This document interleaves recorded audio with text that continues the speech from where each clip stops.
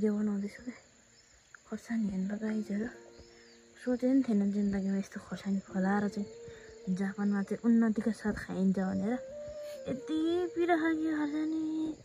हामीले त यहाँ खाँदा खाँदा खाँदा खाँदा मोटो फुलेछ है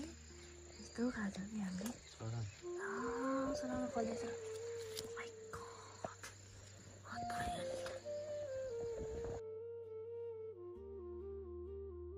उन्नति हो यहाँ लसुन रोपेर धुन्छ छ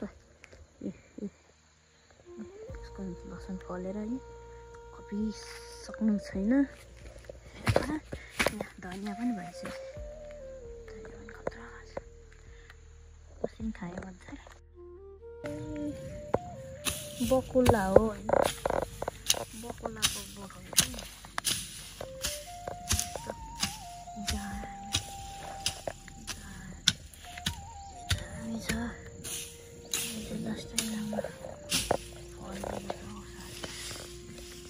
काँक्राले पनि उन्नति एकदम राम्रो दिँदैछ फल सायद राम्रै दिन्छ यसले भन्ने मलाई आश लागिरहेको हेर्न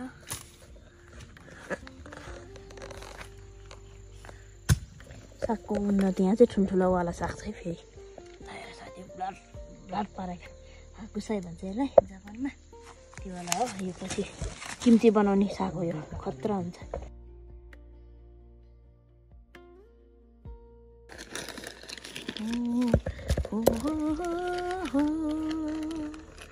सागबारी है साथीहरू सागबारी सागबारी सागबारी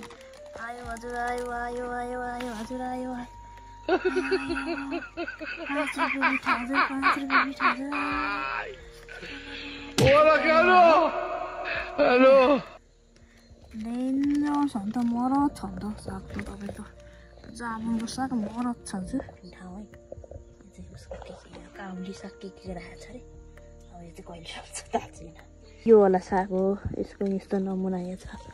यस्तो छ है अन्त यहाँबाट नि हेरौँ न यसलाई यस्तो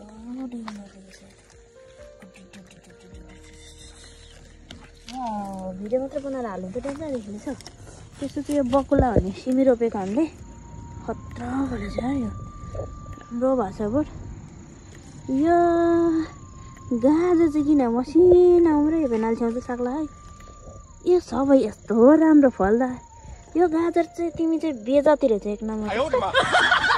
पनि आउन नसक्यो चिल्लो भएर फल पनि दिने होइन किन चाहिँ बेजाति एक नम्बर थियो अरूले यस्तो प्रगति गरेको छ त्यहाँ ऊ मात्रै खाने